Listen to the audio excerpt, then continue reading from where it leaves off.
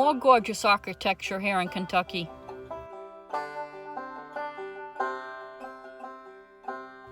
I wasn't expecting this. I guess I thought it would be a lot of log cabins, since this is where Abe Lincoln was born, in a log cabin. But towns like this made a lot of money on horse breeding and bourbon distilleries.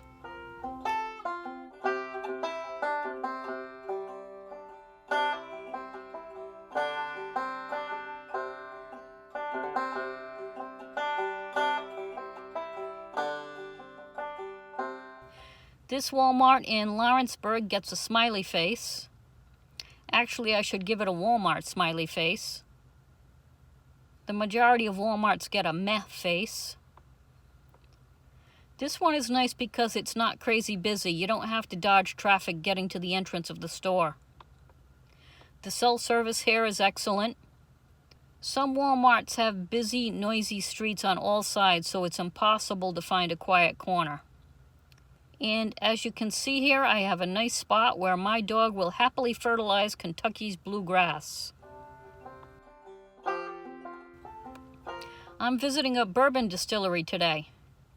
I chose Wild Turkey because I know I've actually had Wild Turkey.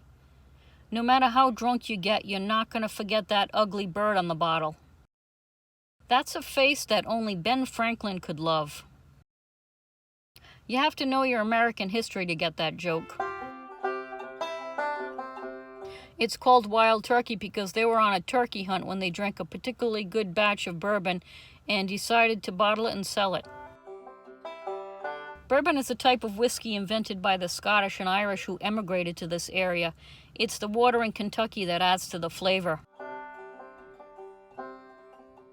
Cooking up a batch of bourbon with corn. It's a very strong smell of yeast in here.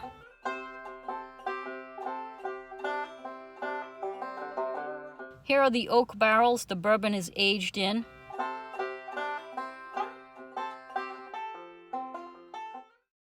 The guide is telling a lot of jokes about Southern Baptists versus Methodists, and the jokes are going right over my head. Since I'm from the most Catholic state in the Union, I have no idea what she's talking about.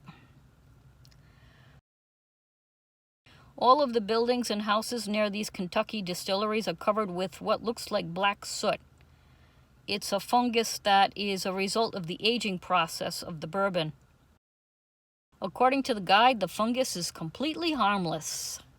Whatever you say, lady. I think it's funny that the infamous Carrie Nation was born here in Kentucky. While a lot of people were making a living distilling and selling bourbon, she was part of the temperance movement that would preach the evils of alcohol. Carrie would actually barge into saloons with an axe and chop the place up. She would greet the bartender with, "Good morning, you destroyer of men's souls," and then proceed to smash the barroom to pieces. She sold commemorative hatchets to make bail whenever she was arrested.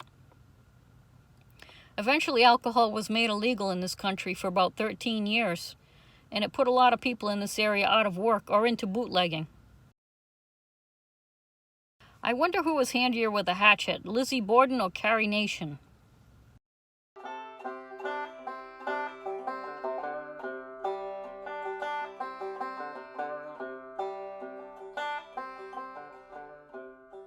I'm in Louisville, and this middle-class neighborhood was segregated when Cassius Clay lived in that little pink house as a child. So his family wasn't allowed to live in a white neighborhood. They had to live in this black neighborhood, which was the law in this part of the country just a few decades ago.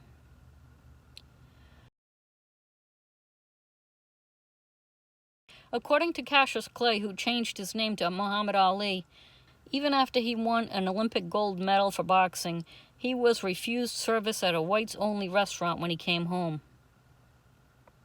In 1966, Muhammad Ali filed for conscientious objector status and announced his refusal to fight in Vietnam.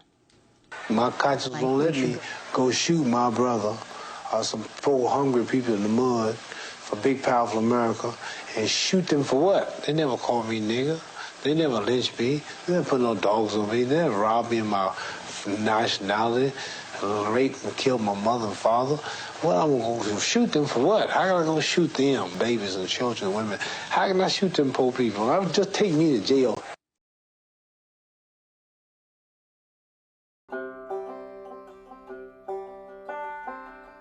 This is the shabbiest cemetery I've ever seen, and there's an American icon buried here, whose restaurant empire is probably worth billions. Apparently, I was in the poor people's section. Even cemeteries have bad neighborhoods, I guess. Hopefully, we're all equal in the afterlife. There's some cool headstones in this cemetery. An Egyptian motif.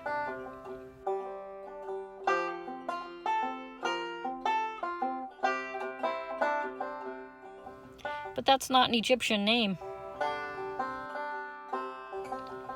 Tall headstone for the basketball player.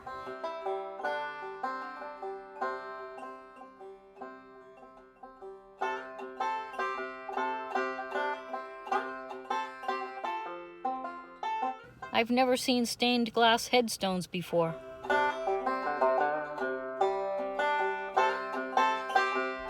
Beautiful.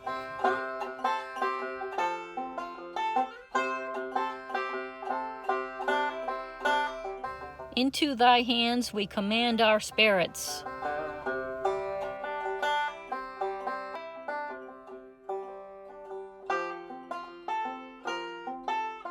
Gargoyle. I bet Stephen King will have a great headstone.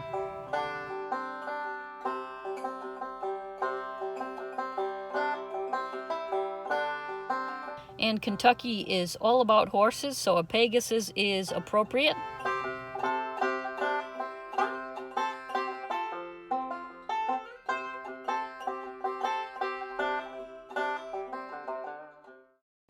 Here's the man I'm looking for. The Colonel.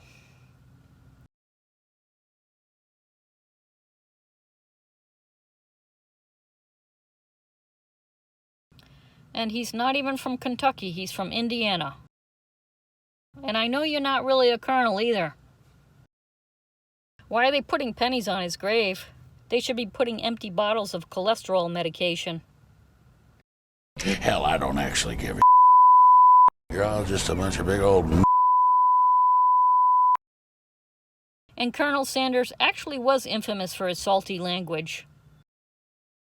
It wasn't just his secret recipe that was salty.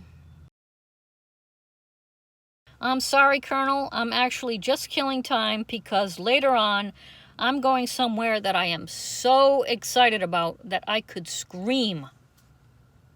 But I won't scream because it's a cemetery.